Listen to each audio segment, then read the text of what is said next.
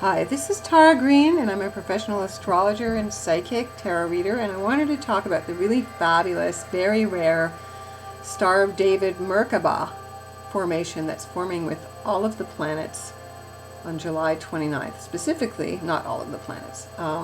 What a Star of David is, it's a very mystical attribute. It's a six-pointed star. What most people are familiar with that they see on the Israeli flag of two intersecting triangles, which is an upward pointing one pointing north, which is the masculine one, intersecting with a downward pointing triangle, which is the feminine. So this represents a sacred marriage of heaven, the upward pointing masculine triangle, with earth, the feminine downward pointing triangle.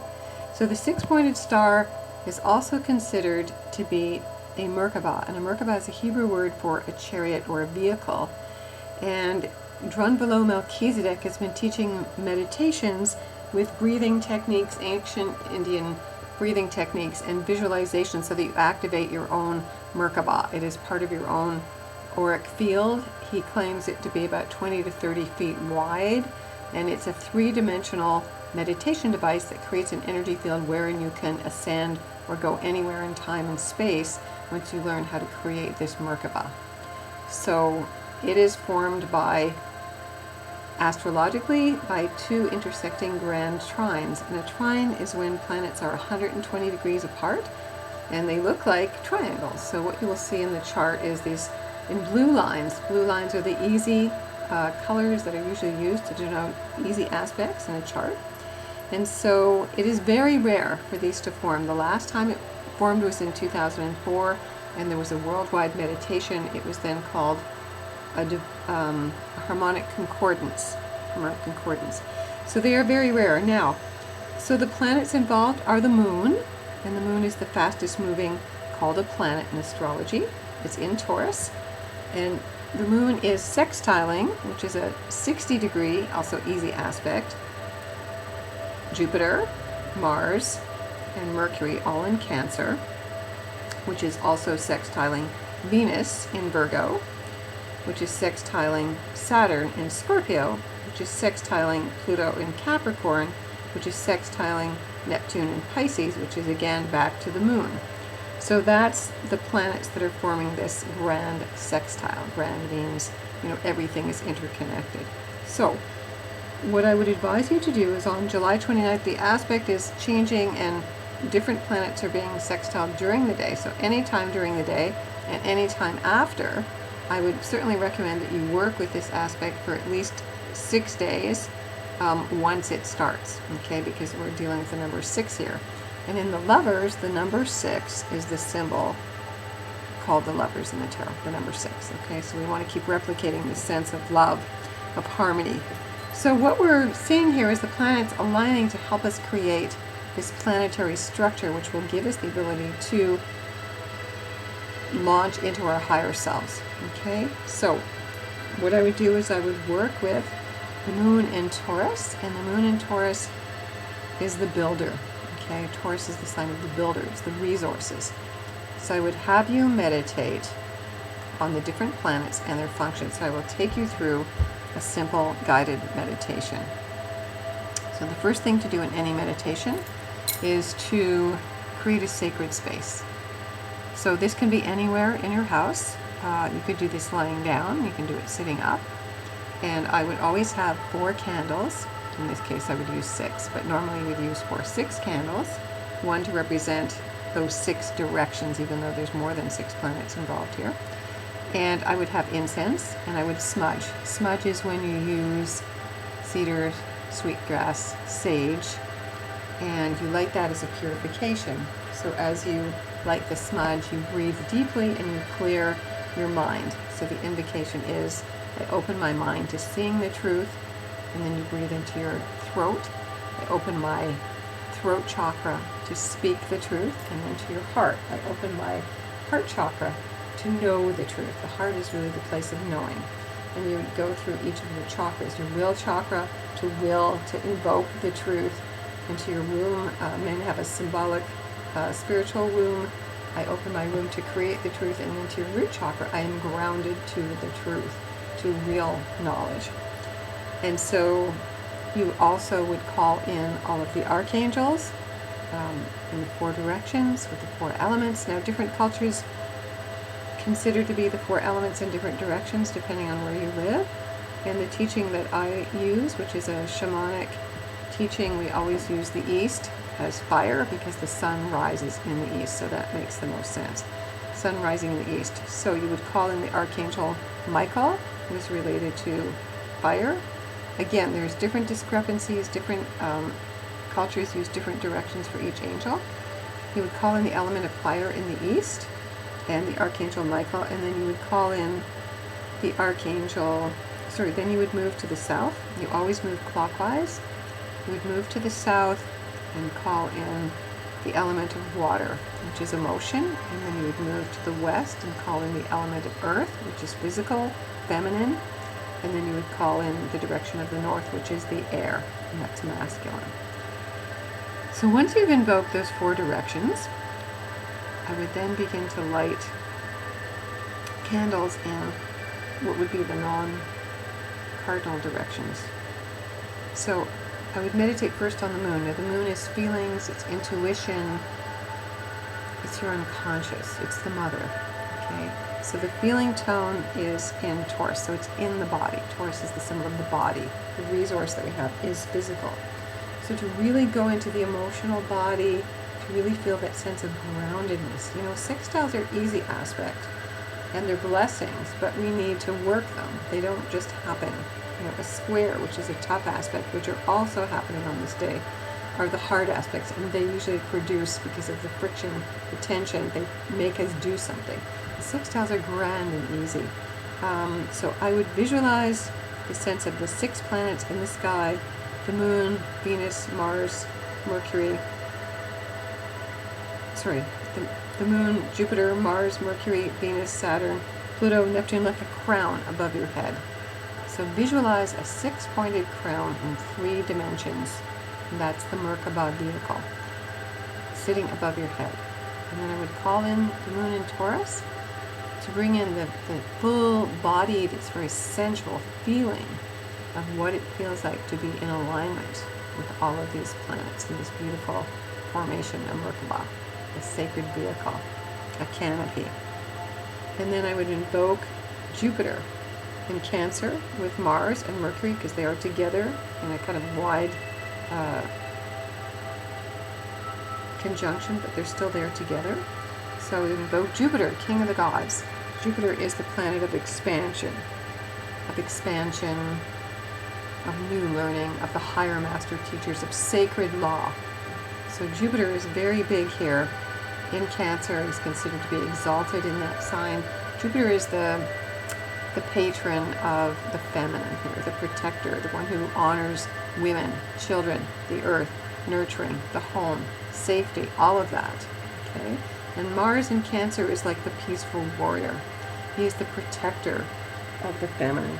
Jupiter in Cancer is about sanctuary, about safety, real safety. And safety comes from the feelings, from knowing your feelings, from trusting your feelings, from being really in touch with them. That is really where the psychic energy begins, in the feeling body, okay? And then Mercury is this symbol of communication, of thinking and analysis, and we tend to be way too analytical here. What we want to do is to bring the mind in harmony with the feeling body, okay?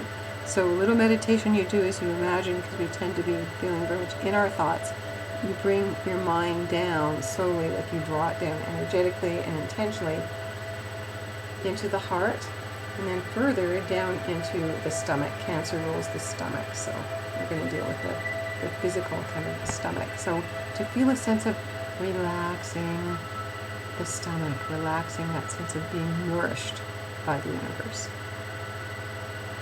And once you have a really good sense of that, of being physically embodied, and all of that beautiful Cancerian energy, Cancer is the symbol of the Great Mother. So the Great Mother is the mother of all. She is the creatress of everything that exists. We are all born of women. We all know the feminine is the ground of our being so innately. Going back, we were in our mother's bodies when she first came into being, and also our grandmother's bodies even. So we genetically and emotionally carry not just our mother, but also our grandmother's every feeling, every experience that they had. Okay? So to really feel that sense of being peaceful, calm, secure, we've got these big soldiers, Mars, Jupiter, and Cancer, defending us and protecting our very sensitive sources. Then we'll move to Venus and Virgo. And Venus in Virgo is the goddess of perfection, of order. Again, she's very physical. She gets the job done.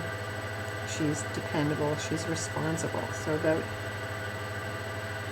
using our ability to love what is the mess, the everyday quality. It's about being of service to people. It is about serving other people's needs. It's about being very responsible and hardworking. So we need to not just imagine that this is happening or project it's happening, but really know it, really physically act upon it. It's discipline. It's organization. And then we move on to Saturn and Scorpio. Now, Saturn and Scorpio is all about cleansing, about renewal, about death to all of the old habit patterns, the old karma, the old limitations that we've been carrying. Excuse me. Saturn and Scorpio is about renewal. Okay, so letting go of old power games, secrets, fear of intimacy, obsessing, being in control, trying to control other people, any of our shadows. So Saturn and Scorpio brings all the shadow material up so we can see it, but we need to surrender, we need to let go of it. Those games, that manipulation, all of that's over now. So, but we have to be honest and accept them and love our shadows, actually, and own them to be able to let them go. And then we have Saturn in sextile to Pluto in Capricorn, which is the big world change. So Pluto in Capricorn is the cleansing of the corporate structures, government, and we can see that the New World Order, and they're trying harder and harder to clamp down because they can feel that something's up. So what we want to do is to take responsibility for creating this whole structure, allowing it to happen, maybe not being awake enough, listening to the father too much.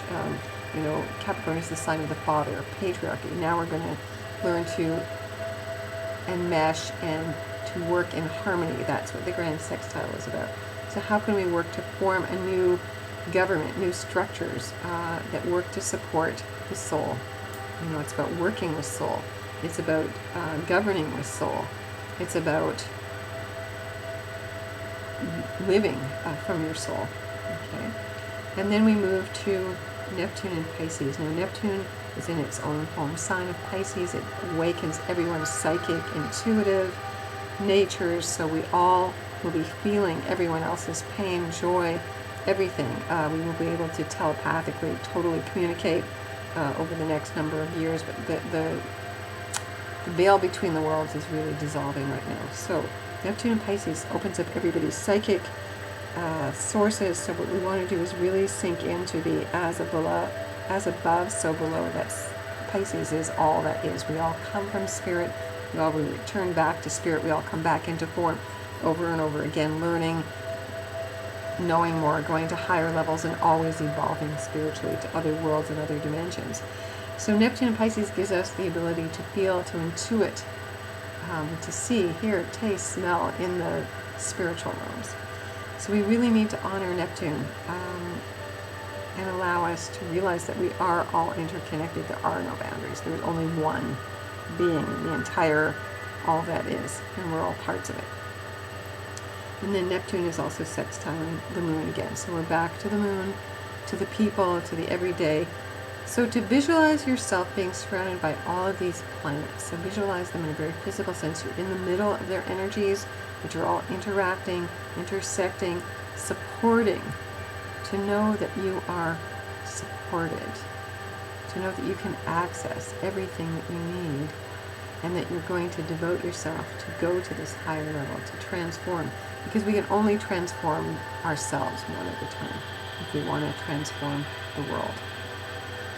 So meditate on this. I would advise you to do this every day for 6 days.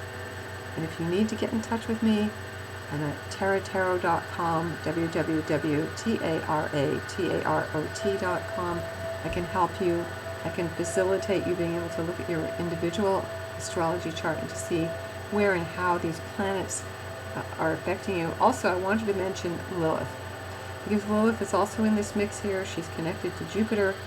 So on another level, the sextile is also about the re-honoring of the dark feminine. That's what Lilith is. She's been the most rejected of all the feminine energies. She was the first woman before Eve. She was liberated. She was nature. She was Mother Nature. And right now the planets are saying it's time to reinstate the divine feminine, worshiping the feminine. So honoring Lilith, she answers to no one. She is true to herself. She's the prime mover. So we need to honor the sense of nature again, take back our interconnectedness with nature, with Mother Earth, with the women, with our dependence on the earth, which is what Lilith represents as well. So sit with this as long as you need to and wait to receive. So even if you feel like you didn't get anything, trust that something is happening. The angels are always waiting to hear from you, to be asked every day, every moment. All you have to do is ask, but you have to sit and become quiet enough. So you have to shut out the world, turn off your computer, your cell phone. You have to be unavailable to the outside world to go within. You have to be available to everything on the inner. And the inner worlds are much more vast than the outer. And you already have all the answers. That's always the way I work with my clients. I believe that totally. We were all given the answers. We're all given the clues. As above, what the skies are doing mirrors us as below. So I want to send you many blessings. Thank you so much. Bye-bye.